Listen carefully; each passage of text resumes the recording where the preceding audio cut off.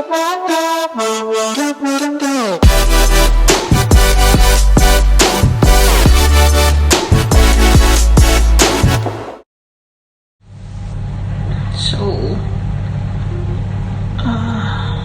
paano ba ito? Diary.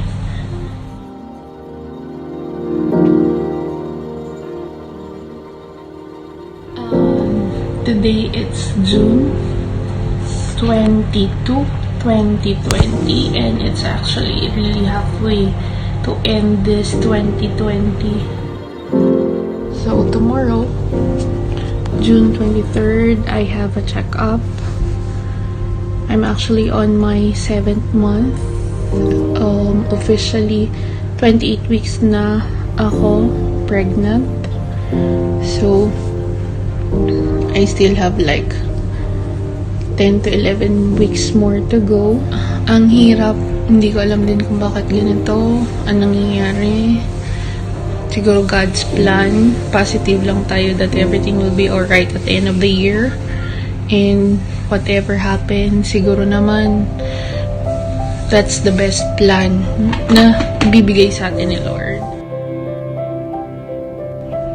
Case-to-case basis, ang mga possible na mangyayari, hindi natin alam kung ano ba talaga ang plano. The question there is, are you going to stay or are you going to let go? You have to decide for yourself na walang sisihan bakit ganoon ang decision mo. Kasi nga, according to them, parang maglalast pa ng 18 months yung ganitong sitwasyon. Parang lucky for you na andyan ka pa rin sa company. Pero it's up for you to decide to gamble the offer or yung mag-take risk talaga. And then, back to home base. Siguro naman, marami pa rin naman siguro opportunities in the coming months, years.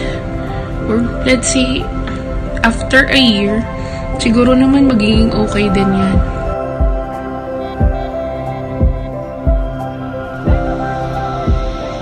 Hello, good morning. So officially, it's my first day here sa Pinas. Parang feeling ko Dubai pa lang no? Kakatapos ko lang mag-Zoom, which is everyday naman ginagawa na sa Dubai. So, ikukwento ko sa inyo yung aking journey going home. Ano to, IG story? From Dubai, tinry ko lang mag-modify ng trip online. Parang risk na lang din na maglipat ka ng trip. Kasi, check mo kung would there be any payment, kung may charges, or may fare difference. So, ako, tinry kong July 29, change ng date, and at the same time, change ako ng timings kasi yun yung available. Tapos, ang kagandahan pa, walang price difference at that time. So, naging final na July 29 yung flight ko at 3:10 in the morning. So, ngayon, I just had my breakfast. Egg with longganisa. Siguro mga nagsaserve sila 6 to 7 in the morning, pero nagising ako ng around 8. Ang quarantine location ko is a Chinese hotel. So, parang lahat ng mga pregi andito sa hotel na to. Ilan lang, siguro wala, mga 10 lang kami or hindi lalagpas ng 15. Tapos, the rest ng mga land-based, I heard from yesterday na sa Sofitel sila, which is social nga naman ang lugar. Kasi nga, marami ang ang mga hindi buntis. So, parang priority silang sa mas malaking area siguro. So, okay lang din naman. Parang feeling mo na sa Singapore ka ng mga hotel sa mga areas na yung sa Chinatown, ganyan.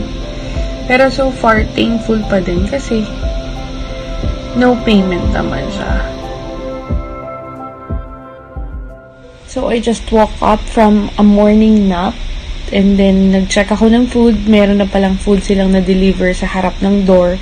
Nakapatong lang siya sa may upuan na nakalagay doon sa door, sa harap ng door. Tapos, kukunin mo lang. Tapos, after mo kumain, pwede mo na ibalik para yung, doon, basura. Tapos, yung lunch for today, it's, pinakbet. Tapos, daing na bangus. So, after that, uminom tayo ng gamot. And, nagmumuni-muni lang ako dito kasi may temple, parang temple dito sa gilid. Kasi nga, parang Chinatown tong hotel na to. So, parang first day high siguro to. Oh my God, may sunog. Oo nga, may sunog. Oh, ayan. Talaga ba? Yung sunog, oh.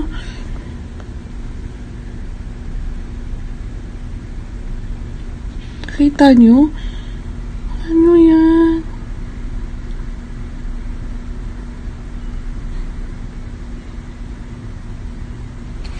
May sunog. Grabe. So, ito na nga, nasa Pilipinas na nga ako. Hindi ko ma-imagine na parang, 'di ba? Nandito lang ako sa gilid, tapos may nakikita akong grabing usok. Doon malayo-layo naman siya dito, pero nakakakaba. Ito na yon. Parang kanina naiyak-iyak lang ako kasi napapaisip ako na nasa Pilipinas na ako. I'm so thankful for siguro sa experience ko na yon na parang it's 12 years staying in Dubai. I have gained a lot of friends. I have gained memories. I have gained everything. Na masasabi kong everything kasi kahit sabihin mo hindi naman tayo umuwing mayaman. Pero alam mo yun, with the experience, I'm so grateful for the company that I have worked with. So, ang na sa akin, tapos nagkapamilya pa ako, ganyan. Ang na talaga, ang sarap isipin na umuwi ka ng Pilipinas. Though, kung may choice pa naman ako to stay, pero, syempre, for now, mas pinili ko family over everything with this pandemic kasi hindi natin sure eh. So, right now, katapos ko lang mag-lunch and then, ayun, para pa rin akong nasa abroad kasi Zoom lang or FB Messenger call or both team lang gamit ko, pantawag kay Sean, ganyan.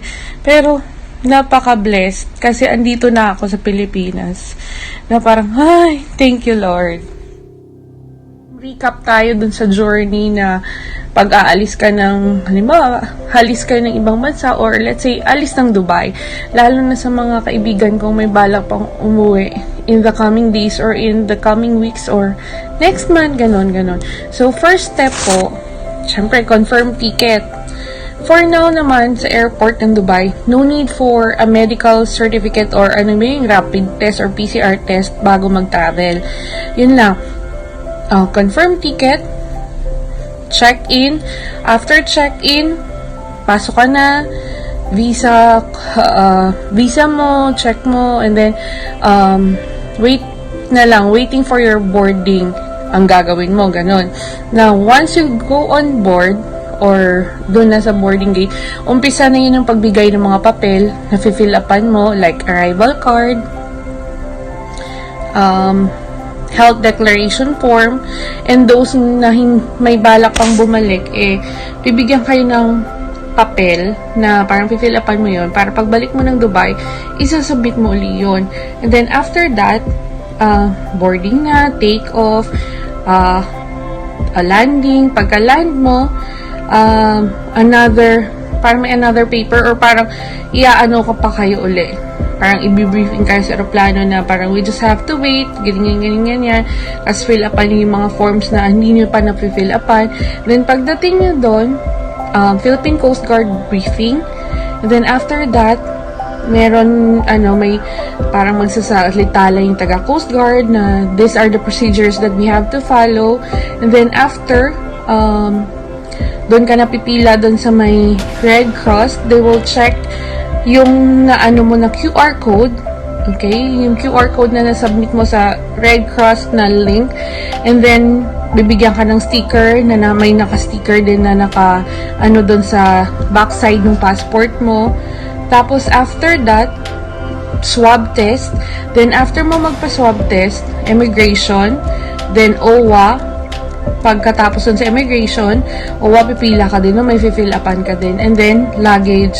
So, kukuha ka, tapos may nakaharang na naman doon ng mga member ng Philippine Coast Guard. Tapos tatanungin ka, ma'am, which hotel po kayo? Ganito, ganyan. So, pag sinabi mo na yung name ng hotel mo, sasabihin sa'yo, okay ma'am, wait lang po tayo dyan sa gilid kasi po inahanda lang po yung bus. Kasi sa Pilipinas, napakahinahon naman ng mga ng mga tutulong sa'yo. OWA, Red Cross, tapos yung Philippine Coast Guard. Yung parang thankful tayo sa government kasi hindi tayo napabayaan na kahit ganun nga ang pangyayari kumbaga the Philippine government has been there para to support yung mga umuwi. Kasi nga hindi lang syempre kung diretso siguro tayo sa mga bahay-bahay natin, baka times ilan na yung mga at least kumbaga nag-come up sila sa ganito, matibay lang talaga siguro yung Pilipinas. Kaya ang sabi nga nung sa Coast Guard kahapon, we heal as one. Ayun, this is it for today on my day 1 dito sa Pilipinas. Nakaka-shock pero thank you Lord na andito na po ako. Bye-bye!